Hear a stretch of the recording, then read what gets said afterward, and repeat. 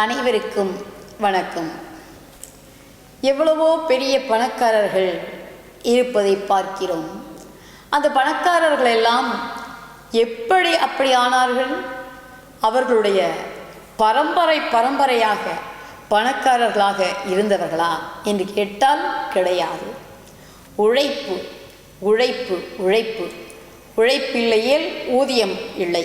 அப்படி ஊதியம் இல்லை என்று நிலை வரக்கூடாது என்று சொன்னால் கடினமாக பாடுபட்டு உழைக்க வேண்டும். அதிலேயே கவனம் இருக்க வேண்டும். என்ன செயல் செய்கிறோம், அதை சிறப்பாக எப்படி செய்வோம், அந்த சிறப்பிற்கு தகுந்த ஊதியத்தை எப்படி பெறுவோம் என்பதை நாம் எண்ணி பார்த்து கொண்டு அதற்கு ஏற்றாற் போன்ற செயலை செய்வதுதான் சிறப்பிற்குரியதாகும். ஒரு முறை ராக்ஃபெல்லர் என்ன பண்ணார், நடந்து போய் கொண்டிருந்தார். அவருடைய தினந்தோறும் செய்யக்கூடிய ஒரு செயல் என்ன அப்படின்னு கேட்டிங்கன்னா, நடைப்பயிற்சி என்பதை முக்கியமான ஒரு வேலையாகவே அவர் கொண்டிருந்தார்.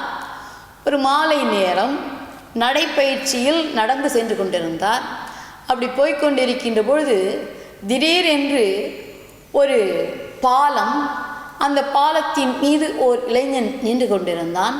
கீழே குதிப்பதற்காக அவன் சுற்றுமுற்றும் பார்த்து கொண்டிருப்பதை அந்த ராக்ஃபெல்லர் பார்த்துட்டார். பார்த்தவர் என்ன செய்கின்றார், மிக விரைவாக நடந்து சென்று அந்த இளைஞனை பார்த்து, அப்பா தம்பி கொஞ்சம் இங்கே வாங்கலேன் என்று கீழே அழைத்தார். அந்த இளைஞனும் சுற்றிலும் யாரும் இல்லையே, இவர் எங்கிருந்து வந்தார் என்று எண்ணியவராக என்ன செய்தான் தெரியுமா, எதற்காக என்னை கூப்பிட்டீர்கள், விரைந்து சொல்லுங்கள், நான் என் வேலையை முடிக்க வேண்டும் என்று கூறினான். அப்பா, நீ பாலத்தின் மீது ஏறியதை பார்த்தேன், சுற்றுமுற்றும் இருப்பவர்கள் யாரும் தென்படுகிறார்களா என்பதை நீ காண்பதையும் கவனித்தேன் நான். ஆகையினால் இந்த காலத்தில் நீ மிக இளையவனாக இருக்கிறாய், எதற்காக பாலத்திலிருந்து குதித்து உன் உயிரை விடப்போனாய் என்று கேட்டார்.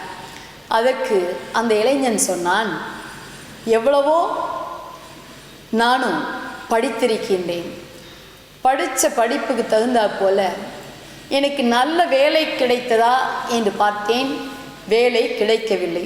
சரி, கிடைத்த வேலையிலே சிறப்பாக இருக்கலாம் என்று எண்ணினேன்.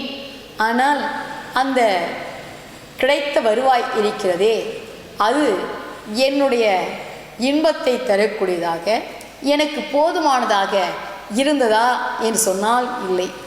சரி, என்னை சுற்றி இருப்பவர்களிடம் சேர்ந்து இருந்து நாம் வசதியாக இருப்பதை கொண்டு வாழலாம் என்று பார்த்தேன். சுற்றி இருப்பவர்களும் எனக்கு என்ன செய்யவில்லை, எந்த வகையிலும் உறுதுணையாக இல்லை. ஆகையினால் இனி நான் வாழ்ந்து என்ன பயன் இருக்கிறது என்று முடிவு செய்துதான் நான் இறப்பதற்காக போனேன். ஆனால் நீங்கள் என்னை தடுத்து விட்டீர்கள். இவ்வளவு தடுத்து பேசுகிறீர்களே, என்னை நீங்கள் யார் என்று கேட்டான். அதற்கு அந்த இளைஞனை பார்த்த ராக்ஃபெல்லர், என்னுடைய பெயர் ராக்ஃபெல்லர். உடனே என்ன பண்ணான் அந்த இளைஞன், ராக்ஃபெல்லரா, நீங்கள் எவ்வளோ பணக்காரர், நீங்கள் போய் எதற்காக என்னை தடுத்து நிறுத்தினீர்கள்? பெரிய பணக்காரராக இருந்துட்டு என்னை தடுத்து நிறுத்தினீங்களே, எதுக்காக நிறுத்தினீங்க என்று இரண்டாவது முறையாகவும் கேட்டுவிட்டு, உங்கள் செல்வத்தை எல்லாம் எனக்கு தந்து விடுகிறீர்களா? அப்படி தந்து விட்டீர்கள் என்று சொன்னால் நான் எண்ணிய, என் மனம் நினைத்ததை போன்று நான் இன்பமாக வசதியாக இப்பொழுது நீங்கள் நடைப்பயிற்சி செய்து கொண்டு வந்தீர்களே, அதனை போன்று வாழ்ந்து கொண்டு நடைப்பயிற்சியையும் என்ன பல்வேறு கேளிக்கைகளை எல்லாம் கண்டு மகிழக்கூடியவனாக என் வாழ்க்கையை நான் அனுபவித்தவனாக இருப்பேன். உங்களால் உங்களுடைய செல்வத்தை எனக்கு எழுதித்தர முடியுமா என்று கேட்டான். ராக்ஃபெல்லர் பார்த்தார். அந்த இளைஞனுடைய ஆவல், ஆசை எப்படிப்பட்டதாக இருக்கிறது என்பதை அறிந்து கொண்டார்.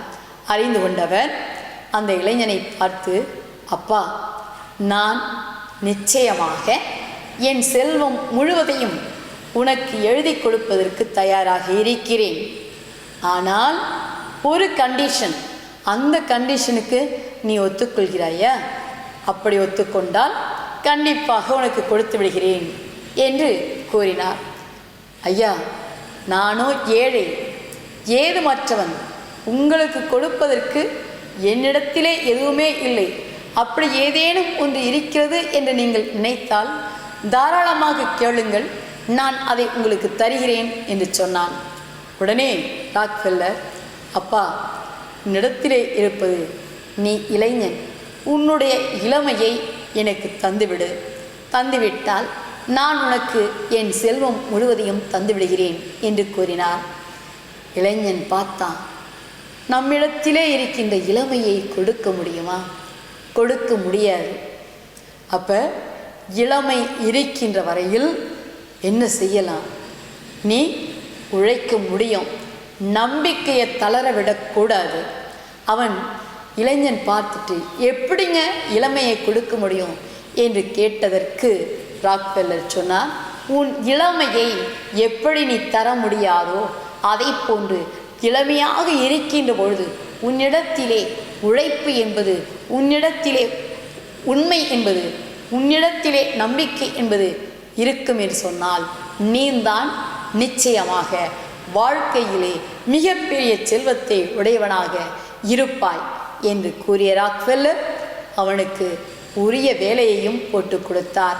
அவனும் சிறந்து விளங்கினான். ஆகையினால் நாம் இளமையாக இருக்கின்ற பொழுதே என்ன செய்ய வேண்டும்? நம்முடைய இளமையை பாழடிக்காமல் மற்றவர்களுக்காகவும் நமக்காகவும் பாடுபட்டு உழைக்கின்ற பொழுது அந்த உழைப்பிற்கு ஏற்ற சன்மானத்தை பெற முடியும் என்று கூறி அமைகிறேன். நன்றி, வணக்கம்.